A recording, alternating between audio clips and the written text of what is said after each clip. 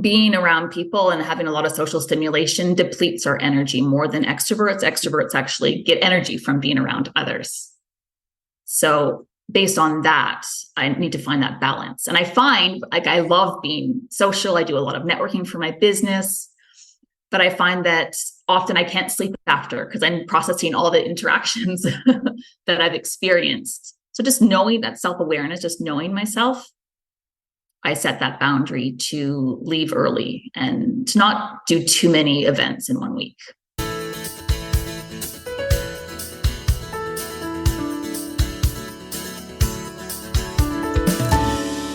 Hello, and welcome to episode 137 of the Quiet and Strong podcast, especially for introverts. I'm your host, David Hall, and the creator of quietandstrong.com. It's a weekly podcast dedicated to understanding the strengths and needs of introverts. Introversion is not something to fix, but to be embraced. Normally, we'll air each episode on a Monday. Be sure to subscribe on your favorite platform. Leave a review. That would mean a lot to me. Tell a friend about the podcast. Help get the word out there that introversion is a beautiful thing. Anna Gradie is an introverted confidence coach for women in male-dominated industries. Using science-backed strategies, she helps her clients build confidence, accelerate performance, and improve relationships. All right. Well, welcome to the Quiet and Strong podcast, Anna. Anna, it's so good to have you on today. Thank you so much for having me, David. It's an honor to be here. So we're going to get into the great work you do as a confidence coach. But of course, before we do that, let's talk a little bit more about your journey as an introvert to becoming a confidence coach. Thank you, David. So I'm a former co-founder and COO of an EdTech company, and now I'm a confidence coach for women in tech. I live in beautiful Vancouver, BC with my 2 little kids. About 4 years ago, my husband of 15 years left me for the 25-year-old nanny. I was completely shattered and hired a coach to help me pick up the pieces of my life. I began a journey of self-discovery and personal growth with the support of my coach.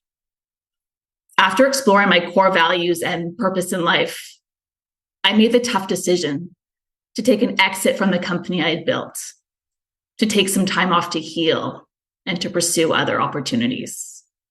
On an impulse, I got certified in emotional intelligence coaching and started my new career in coaching. In my role as COO and head of HR at Rycor, I noticed a huge gender gap in the industry. Despite our goal of employing a diverse and inclusive development team, female developers were still grossly underrepresented. In almost 11 years of rapid revenue growth, only 15% of the total number of software developers hired by my company were women. I was also the only woman on the executive team and found it challenging to speak up and to have a voice in that male-dominated environment. Being an introvert made this even worse. I decided to focus my coaching on supporting women in tech navigate the male-dominated industry. In my coaching conversations, I kept hearing about lack of confidence, holding women back from thriving in tech. And I've always struggled with confidence too. So I decided to become a confidence coach for women in tech. Most of my clients are introverts. As an introvert, I feel like we often struggle with confidence more than extroverts because we don't fit into the extroverted ideal of our society here in North America. Hopefully that's enough information about my journey. Yeah, thank you for sharing your journey.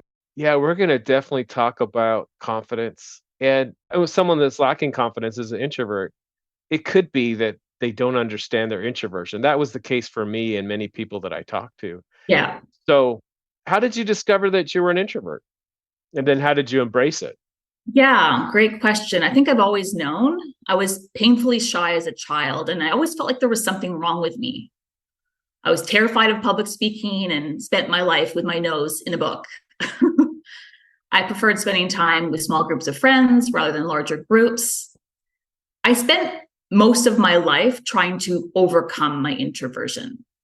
And it wasn't until I read Susan Cain's book, Quiet, The Power of Introverts a few years ago that I started to embrace my introverted nature.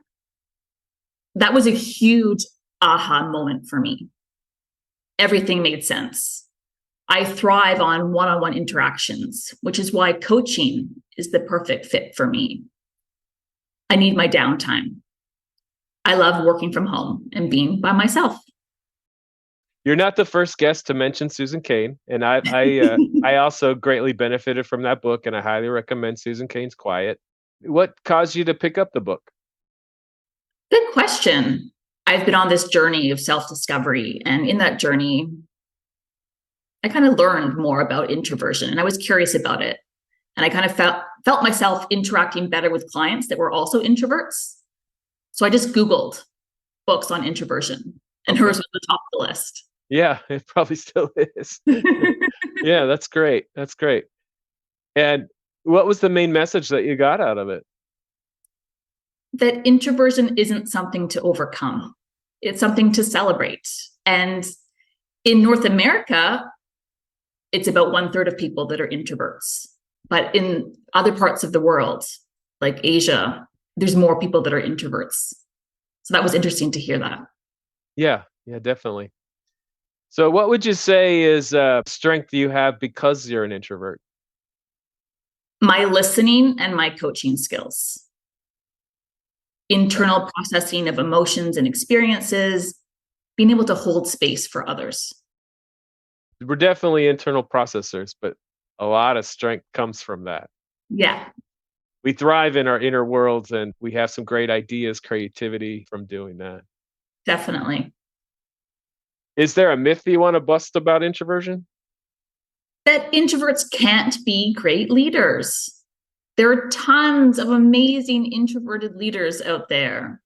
In the past, Rosa Parks, Albert Einstein, more recently, Barack Obama. Introverted leaders listen to their teams and implement their innovative ideas. And sorry, go ahead. No, I was just going to say, yeah, that's a common one. What makes a great leader? What makes a great leader? The key to leadership, in my opinion, is empathy. Being able to listen to the needs of your team and meet people where they're at. And the loudest voices in the room aren't always right. Yeah, that's for sure. A lot of times there's this stereotype that, the loudest is the best, and that's just not the case. Yeah. It could be. It could be.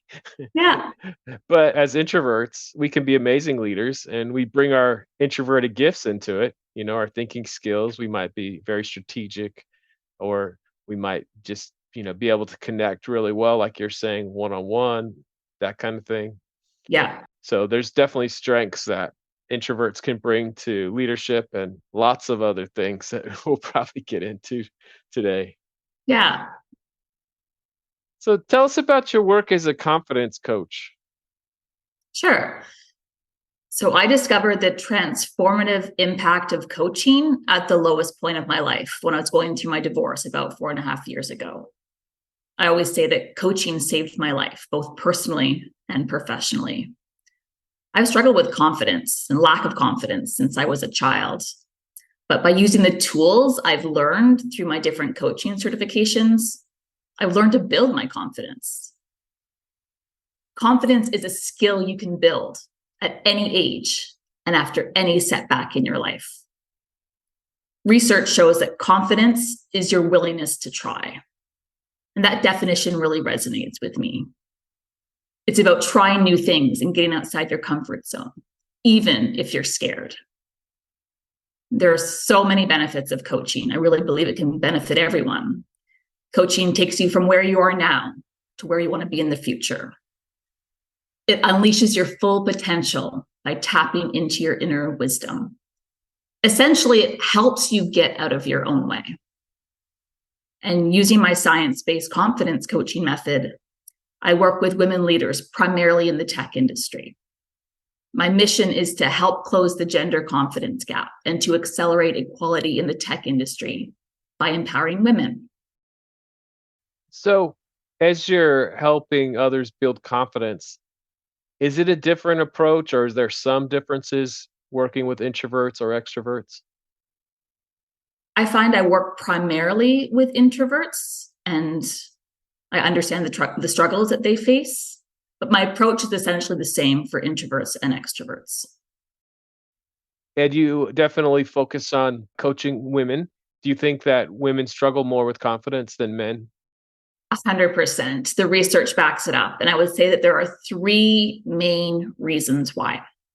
Number one, socialization in schools. Girls are rewarded for being good in school. Girls are taught to follow the rules, get good grades, and listen to their teachers. As a result, many girls avoid taking risks and making mistakes, both of which are key to confidence building. As a child, I only tried something new if I had some degree of confidence that I would be successful. So I lived in my comfort zone, which really hurt my confidence. Number two, overthinking. Women typically put greater weight on emotional connections and find ourselves ruminating about what we did wrong during the day. We dwell on problems rather than solutions, which hurts our ability to take action. The very structure of the female brain is more prone to rumination about mistakes. Number three, pursuit of perfection. Studies show that unlike their male counterparts, female professionals only apply to jobs if they meet 100% of their requirements. Women experience so much pressure to be perfect in every area of our lives. This inhibits our achievement and hurts our confidence. In a nutshell, boys are socialized to be brave, and girls are socialized to be perfect. So, how do you help someone overcome that perfectionism? Well, I kind of reframe that as well. So there are some strengths in perfectionism. It is that attention to detail. It is wanting to do a good job, and it doesn't have to be a negative. So to overcome perfectionism, it's about taking those risks and treating yourself kindly when you do mess up. And that helps you kind of bounce back and keep going and take those challenges and get outside your comfort zone. Yeah, there definitely can be a strength in perfectionism, wanting to do your best, wanting to do your best work, but it's when it stops you, when it paralyzes you, I guess is the problem. How do you help someone that is overthinking or ruminating? It's helping them with self-awareness and helping change the inner critic voice to kind of break up that negative thought and kind of spend more time focusing on like physical sensations in the present moment, like meditation, mindfulness practices. And one strategy that always works for me, one practical tip is when you're thinking about something and you're kind of lying in your bed and trying to get some rest, actually write it down, do a brain dump, have a journal beside your bed, write down what you're worried about, and write down that to-do list item that's bugging you to kind of get it out of your head so that you can have that time to rest. Yeah, absolutely.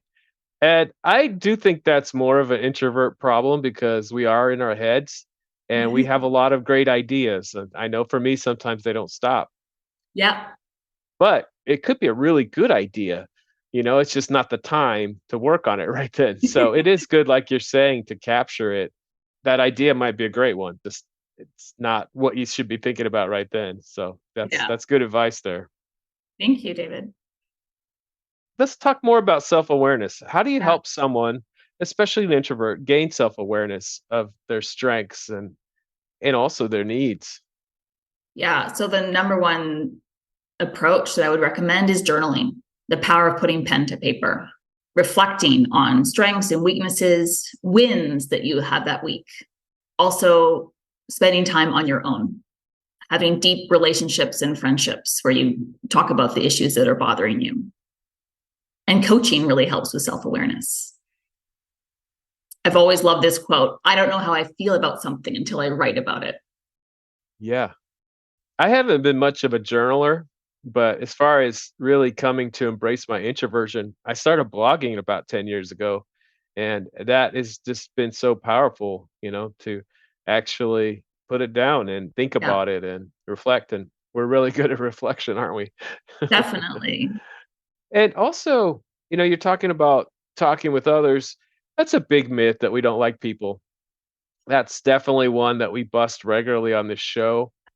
But it might be, so you mentioned, of course we need to spend some time alone. And a lot of times people say it's so we can recharge, right? Which is true, but there's so much more to it than that. We need time to think, to get some work done, to focus.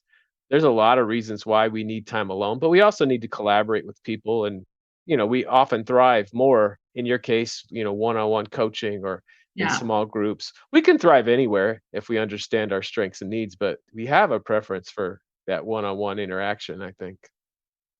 Yeah. It's so special. I love that time. So, how do you find your quiet time? I know you're pretty busy, you have kids and everything. So, how do you find that quiet time? I wake up at 5 a.m. Okay. Go to bed pretty early, wake up at 5 a.m. I work out, and then I have my me time. I have my coffee. I sit on my porch. I do some meditation, listening to the sounds of the birds. I have that me time, and then I tackle my hardest items on my to-do list. I'm aware of my peak energy periods, and I'm a morning person. So I maximize that time. Yeah, I don't think I always was, but that's definitely where I get my quiet too, first thing. Everybody Yeah. else is still sleeping. So, Yeah. that's great. How do you set appropriate boundaries to get that quiet time that you need or to get that work done that you need? Yeah. By encouraging early bedtimes for the kids, Okay. being consistent, and just knowing by filling my own cup first, by going to bed early and having my workout in the morning, I show up best for my clients, for my children, for my loved ones. And not being afraid to leave an event early or limit my number of social activities per week. Just knowing my bandwidth for that kind of stimulation. Yeah, so talk about that. Why do you think you need to give yourself an out or leave early for some things? Why should introverts think about that? Because being around people and having a lot of social stimulation depletes our energy more than extroverts. Extroverts actually get energy from being around others. So based on that, I need to find that balance. And I find I love being social. I do a lot of networking for my business, but I find that often I can't sleep after because I'm processing all the interactions that I've experienced. So just knowing that self-awareness, just knowing myself, I set that boundary to leave early and to not do too many events in one week. Yeah. I've been looking forward to talking with you. But before any podcast, I make sure I have an hour ahead of time. That hour is blocked off. And the hour after is blocked off too. So that if I need some space, I have it. I definitely don't record back to back podcasts. That would not work for me. Yeah.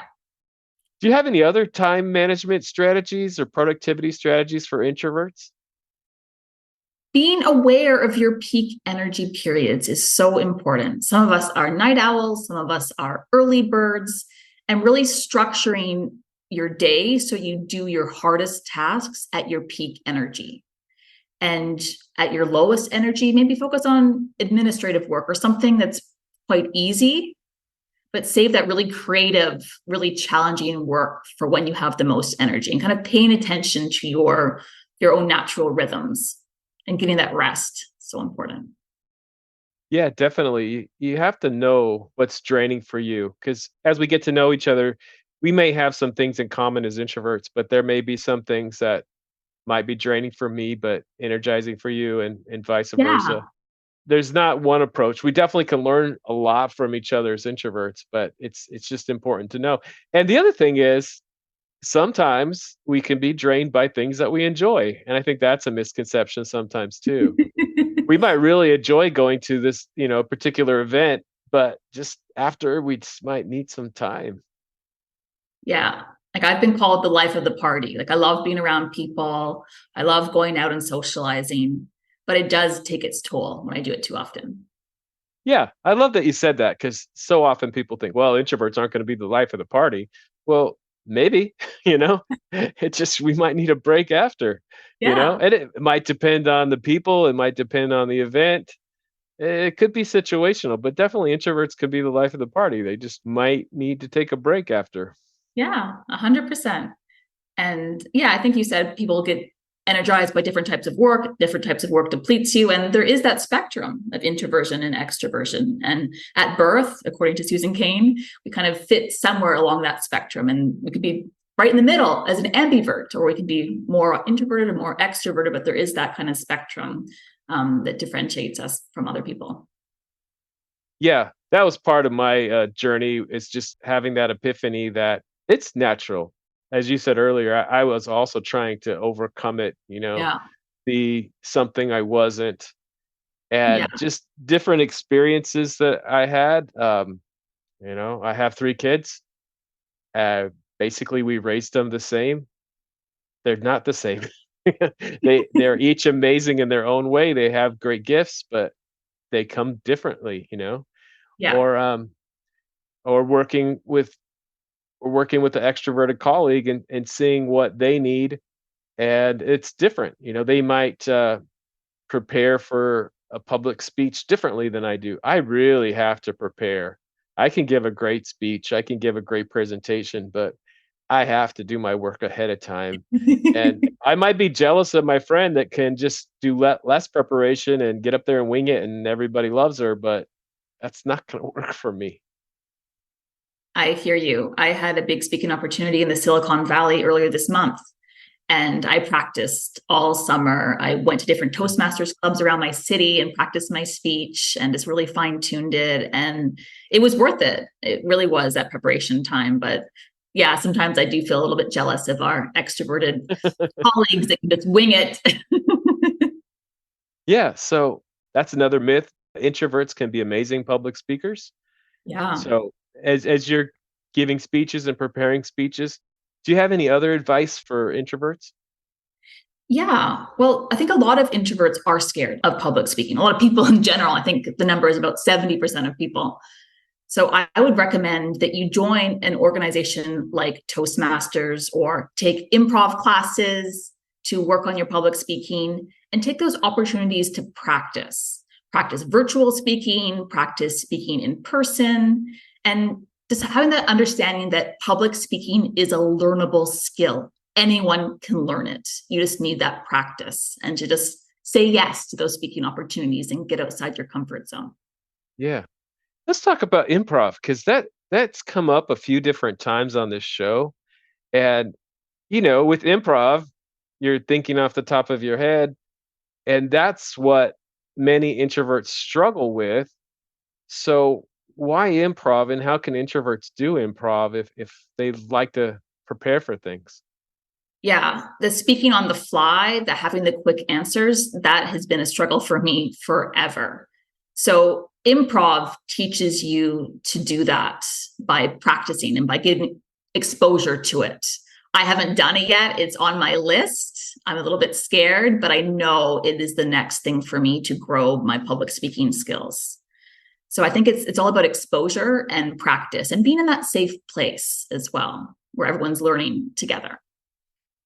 Yeah, it's on my list too because it's come up more than I would have thought on this show with different guests where that's been really empowering for them. I don't know. It's that's the thing that we can struggle with is when we want to think about something first.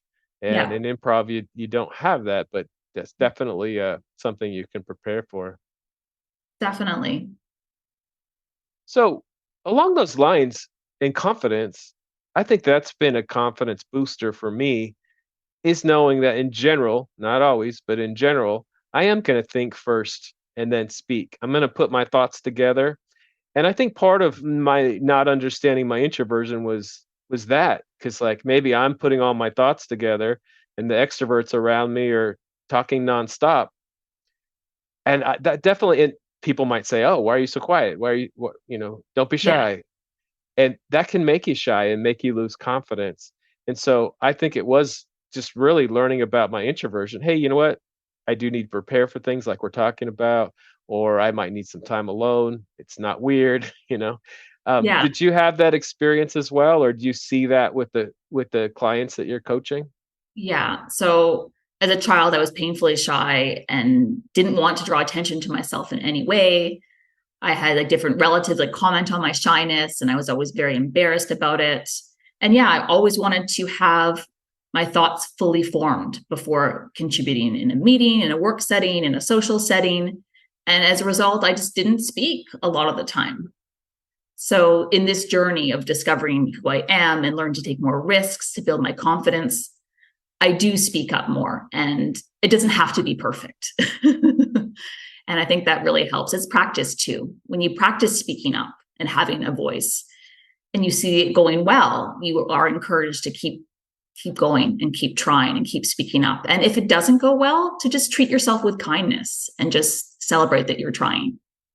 Yeah, absolutely.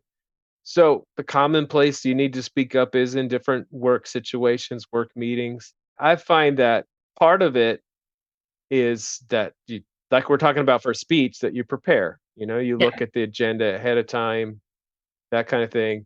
But at the same time, realizing, hey, you know what? It may not be perfect. Do your best to be perfect, but realize it may not be perfect.